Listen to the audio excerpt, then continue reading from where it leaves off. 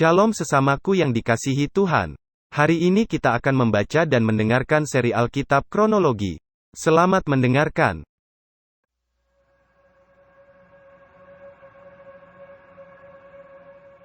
Aku hendak menyanyikan nyanyian tentang kekasihku, nyanyian kekasihku tentang kebun anggurnya. Kekasihku itu mempunyai kebun anggur di lereng bukit yang subur. Ia mencangkulnya dan membuang batu-batunya, dan menanaminya dengan pokok anggur pilihan. Ia mendirikan sebuah menara jaga di tengah-tengahnya, dan menggali lubang tempat memeras anggur. Lalu dinantinya supaya kebun itu menghasilkan buah anggur yang baik, tetapi yang dihasilkannya ialah buah anggur yang asam. Maka sekarang, hai penduduk Yerusalem dan orang Yehuda, adililah antara aku dan kebun anggurku itu. Apatah lagi yang harus diperbuat untuk kebun anggurku itu yang belum kuperbuat kepadanya? Aku menanti supaya dihasilkannya buah anggur yang baik. Mengapa yang dihasilkannya hanya buah anggur yang asam? Maka sekarang aku mau memberitahukan kepadamu apa yang hendak kulakukan kepada kebun anggurku itu. Aku akan menebang pagar durinya, sehingga kebun itu dimakan habis, dan melanda temboknya, sehingga kebun itu diinjak-injak. Aku akan membuatnya ditumbuhi semak-semak, tidak dirantingi dan tidak disiangi, sehingga tumbuh putri malu dan rumput. Aku akan memerintahkan awan-awan, supaya jangan diturunkannya hujan ke atasnya. Sebab kebun anggur Tuhan semesta alam ialah kaum Israel, dan orang Yehuda ialah tanam-tanaman kegemarannya. Dinantinya keadilan, tetapi hanya ada kelaliman. Dinantinya kebenaran, tetapi hanya ada keonaran. Celakalah mereka yang menyerobot rumah demi rumah dan mencekau ladang demi ladang, sehingga tidak ada lagi tempat bagi orang lain, dan hanya kamu sendiri yang tinggal di dalam negeri.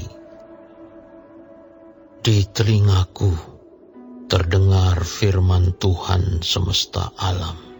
Sesungguhnya banyak rumah akan menjadi sunyi sepi.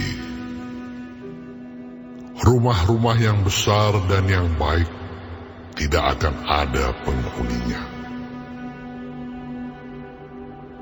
Sebab kebun anggur yang luasnya 10 hari membajak akan menghasilkan hanya 1 bat anggur, dan 1 homer benih akan menghasilkan hanya 1 eva gandum. Celakalah mereka yang bangun pagi-pagi dan terus mencari minuman keras, dan duduk-duduk sampai malam hari, sedang badannya dihangatkan anggur. kecapi dan gambus, rebana dan suling, serta anggur terdapat dalam perjamuan-perjamuan mereka. Tetapi perbuatan Tuhan tidak dipandangnya, dan pekerjaan Tuhan tidak dilihatnya. Sebab itu umatku harus pergi ke dalam pembuangan, oleh sebab mereka tidak mengerti apa-apa. Orang-orang yang mulia akan mati kelaparan, dan halayak ramai akan menderita kehausan. Sebab itu dunia orang mati akan membuka kerongkongannya lapang-lapang, dan akan mengangakkan mulutnya lebar-lebar dengan tiada terhingga, sehingga lenyap ke dalamnya segala kesemarakan dan keramaian Yerusalem, segala kegaduhannya, dan orang-orang yang bersukaria di kota itu. Maka manusia akan ditundukkan, dan orang akan direndahkan. Ya, orang-orang sombong akan direndahkan. Tetapi Tuhan semesta alam akan ternyata maha tinggi dalam keadilannya, dan Allah yang maha kudus akan menyatakan kekudusannya dalam kebenarannya. Maka domba-domba akan makan rumput di situ seperti di padangnya sendiri, dan kambing-kambing akan mencari makan dalam reruntuhan gedung-gedung orang kaya. Celakalah mereka yang memancing kesalahan dengan tali kedustaan, dan dosa seperti dengan tali gerobak, yang berkata, Baiklah Allah lekas-lekas dan cepat-cepat melakukan tindakannya, supaya kita lihat. Dan baiklah keputusan yang maha kudus, Allah Israel, datang mendekat, supaya kita tahu. Celakalah mereka yang menyebutkan kejahatan itu baik, dan kebaikan itu jahat, yang mengubah kegelapan menjadi terang, dan terang menjadi kegelapan, yang mengubah pahit menjadi manis, dan manis menjadi pahit. Celakalah mereka yang memandang dirinya bijaksana, yang menganggap dirinya pintar. Celakalah mereka yang menjadi jago minum dan juara dalam mencampur minuman keras, yang membenarkan orang fasik karena suap, dan yang memungkiri hak orang benar. Sebab itu, seperti lidah api memakan jerami, dan seperti rumput kering habis lenyap dalam nyala api, demikian akar-akar mereka akan menjadi busuk, dan kuntumnya akan berterbangan seperti abu. Oleh karena mereka telah menolak pengajaran Tuhan semesta alam, dan menista firman yang maha kudus, Allah Israel. Sebab itu bangkitlah murka Tuhan terhadap umatnya. Diacungkannya tangannya terhadap mereka dan dipukulnya mereka. Gunung-gunung akan gemetar, dan mayat-mayat mereka akan seperti kotoran di tengah jalan. Sekalipun semuanya ini terjadi, murkanya belum surut, dan tangannya masih teracung. Ia akan melambaikan panji-panji kepada bangsa yang dari jauh, dan akan bersuit memanggil mereka dari ujung bumi.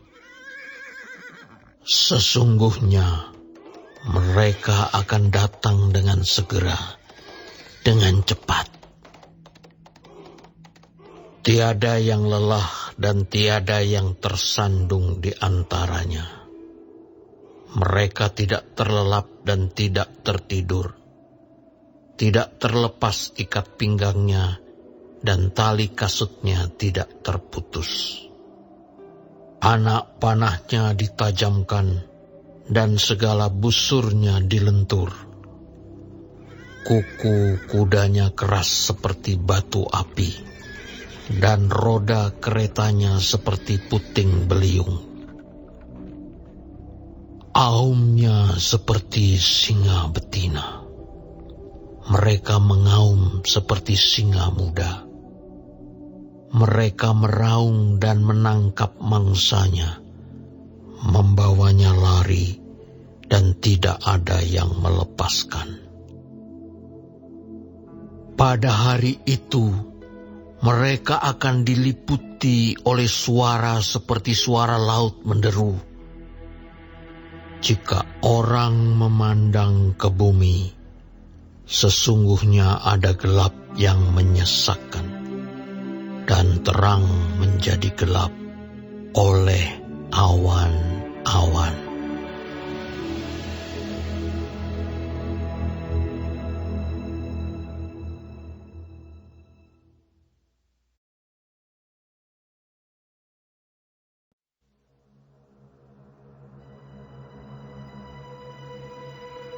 Dalam tahun matinya Raja Uzia, aku melihat Tuhan duduk di atas tahta yang tinggi dan menjulang, dan ujung jubahnya memenuhi bait suci. Para serafim berdiri di sebelah atasnya, masing-masing mempunyai 6 sayap. 2 sayap dipakai untuk menutupi muka mereka. 2 sayap dipakai untuk menutupi kaki mereka, dan 2 sayap dipakai untuk melayang-layang. Dan mereka berseru seorang kepada seorang, katanya, Kudus, kudus, kuduslah Tuhan semesta alam. Seluruh bumi penuh kemuliaan-Nya. Maka bergoyanglah alas ambang pintu disebabkan oleh suara orang yang berseru itu.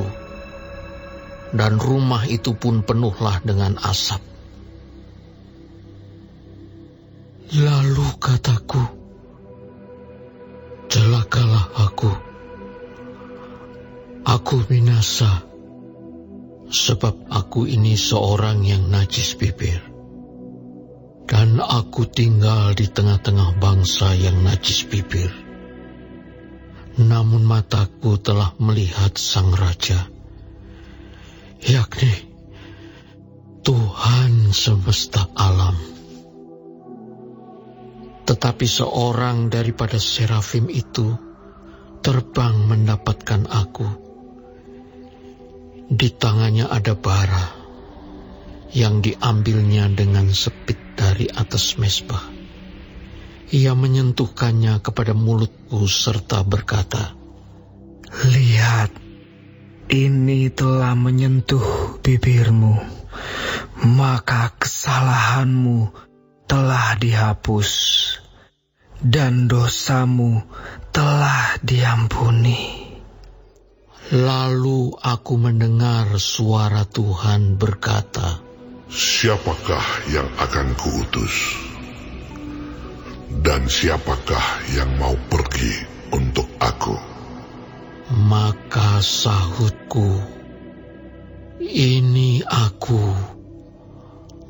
utuslah aku. Kemudian firman-Nya, Pergilah dan katakanlah kepada bangsa ini, Dengarlah sungguh-sungguh, tetapi mengerti jangan. Lihatlah sungguh-sungguh, tetapi menangkap jangan. Buatlah hati bangsa ini keras, dan buatlah telinganya berat mendengar, dan buatlah matanya melekat tertutup, supaya jangan mereka melihat dengan matanya, dan mendengar dengan telinganya, dan mengerti dengan hatinya, lalu berbalik dan menjadi sembuh.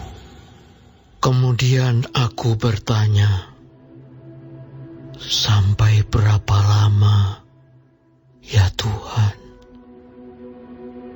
Lalu jawabnya, sampai kota-kota telah lengang sunyi sepi. Tidak ada lagi yang mendiami. Dan di rumah-rumah tidak ada lagi manusia, dan tanah menjadi sunyi dan sepi. Tuhan akan menyingkirkan manusia jauh-jauh, sehingga hampir seluruh negeri menjadi kosong. Dan jika di situ masih tinggal 1/10 dari mereka, mereka harus sekali lagi ditimpa kebinasaan.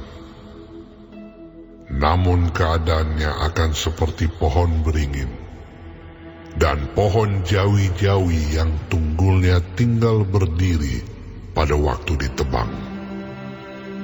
Dan dari tunggul itulah akan keluar tunas yang kudus.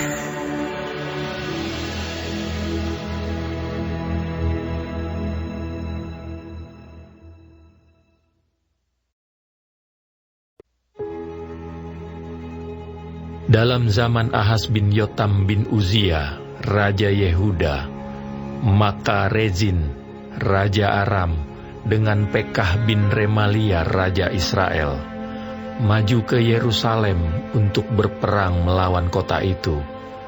Namun mereka tidak dapat mengalahkannya.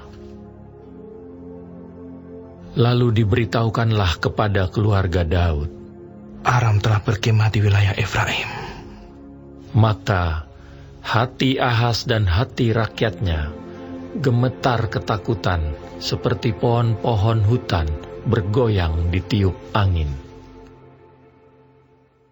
Berfirmanlah Tuhan kepada Yesaya, Baiklah engkau keluar menemui Ahaz, engkau dan Shear-Yasyub anakmu laki-laki, ke ujung saluran kolam atas, ke jalan raya pada padang tukang penatu.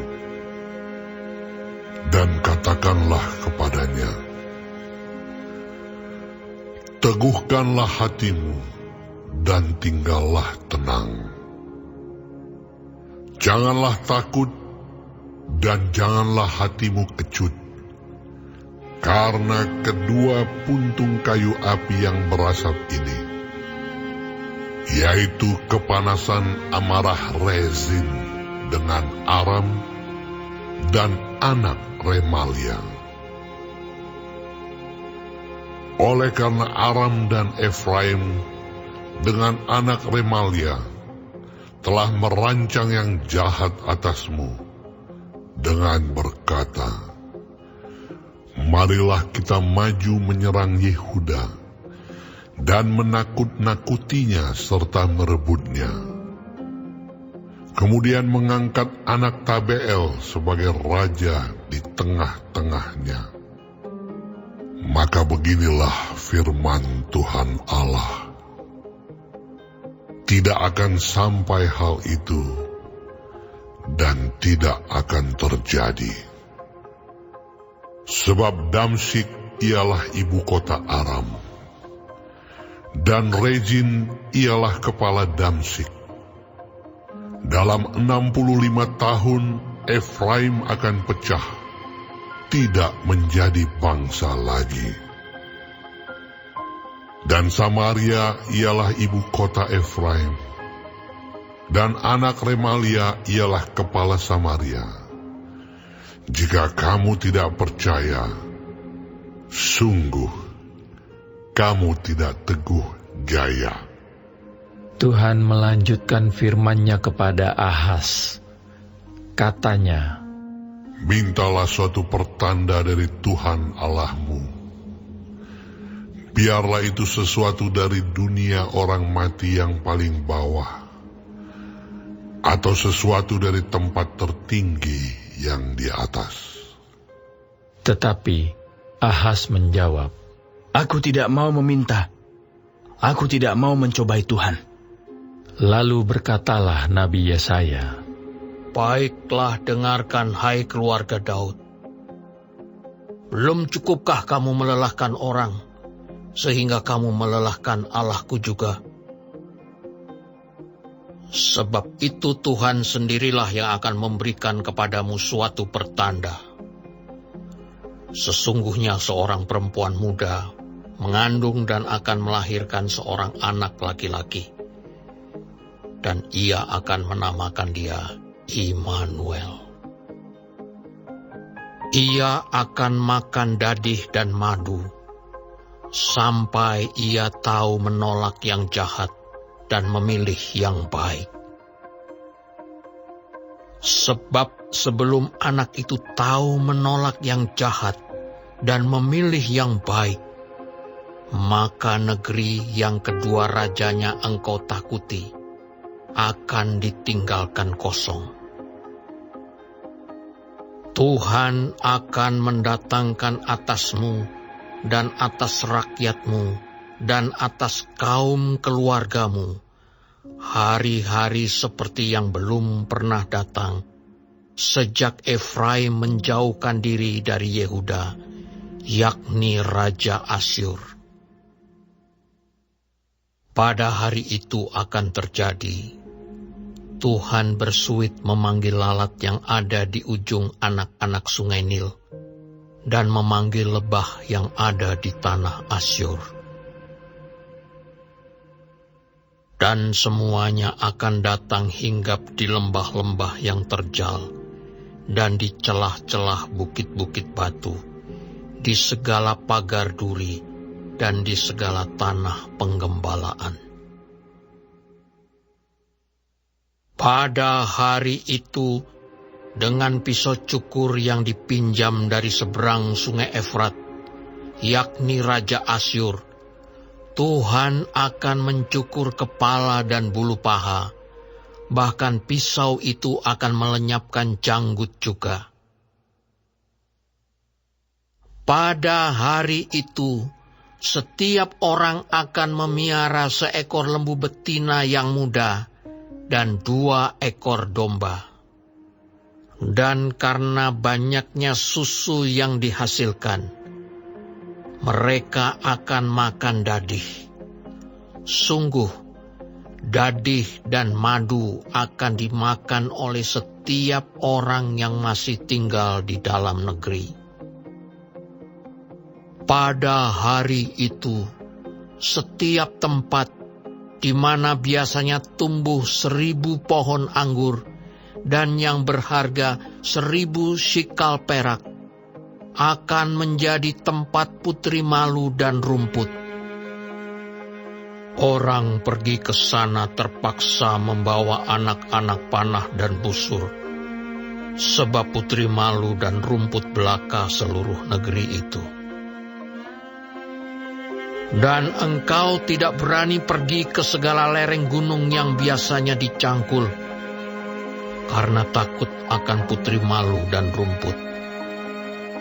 Di situ hanya lembu dan domba akan berkeliaran.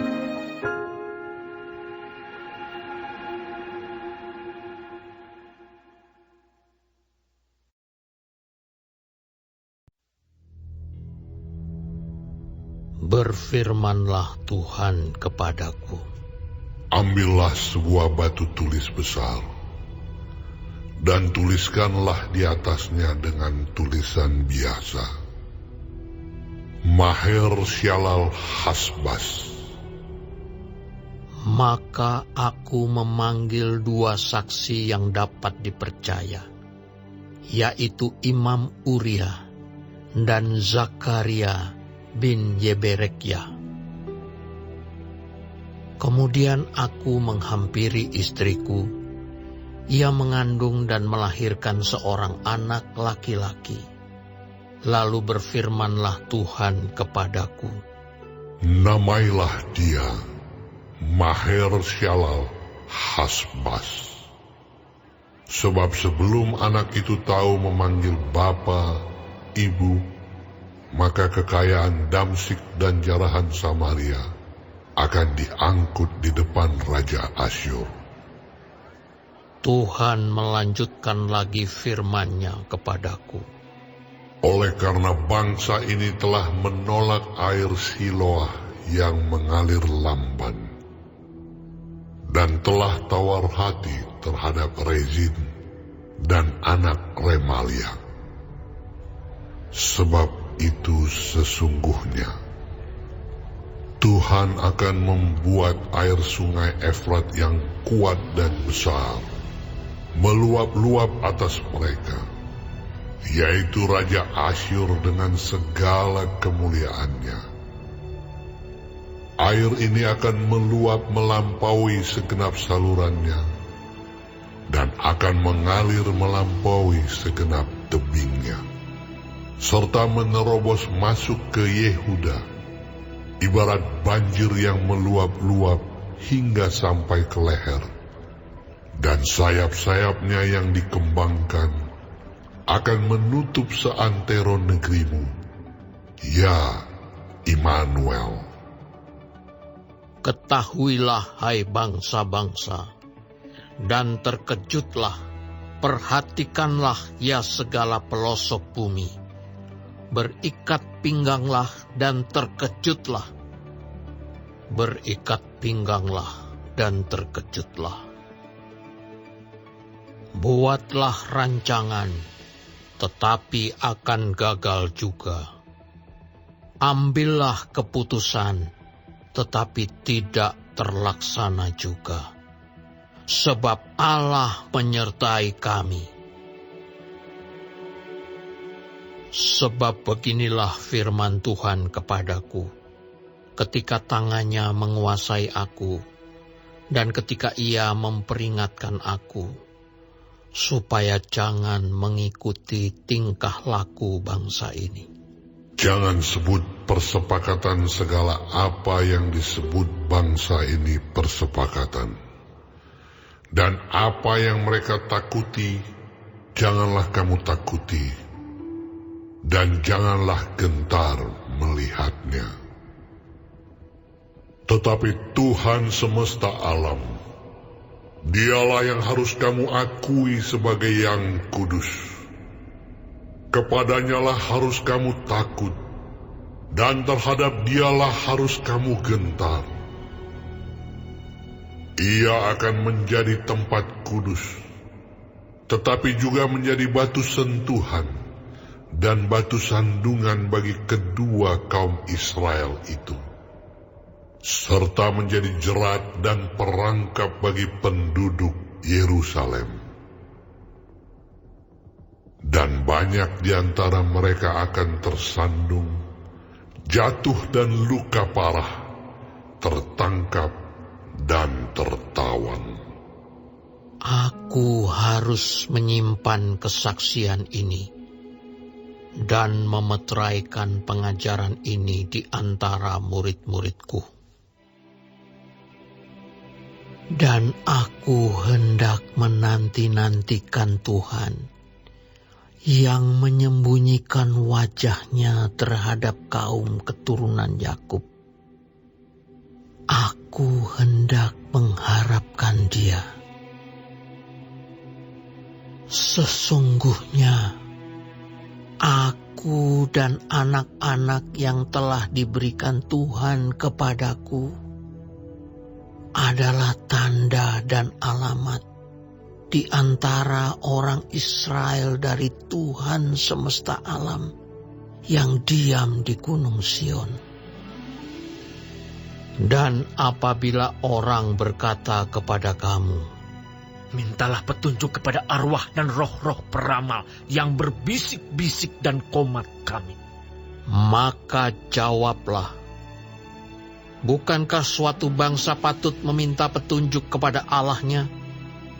Atau haruskah mereka meminta petunjuk kepada orang-orang mati bagi orang-orang hidup? Carilah pengajaran dan kesaksian. Siapa yang tidak berbicara sesuai dengan perkataan itu, maka baginya tidak terbit fajar.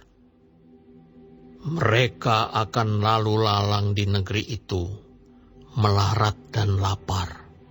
Dan apabila mereka lapar, mereka akan gusar dan akan mengutuk rajanya dan Allahnya.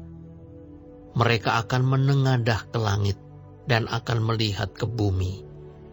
Dan sesungguhnya hanya kesesakan dan kegelapan, kesuraman yang mengimpit, dan mereka akan dibuang ke dalam kabut. Tetapi tidak selamanya akan ada kesuraman untuk negeri yang terimpit itu. Kalau dahulu Tuhan merendahkan tanah Zebulon dan tanah Naftali, maka di kemudian hari Ia akan memuliakan jalan ke laut, daerah seberang sungai Yordan, wilayah bangsa-bangsa lain.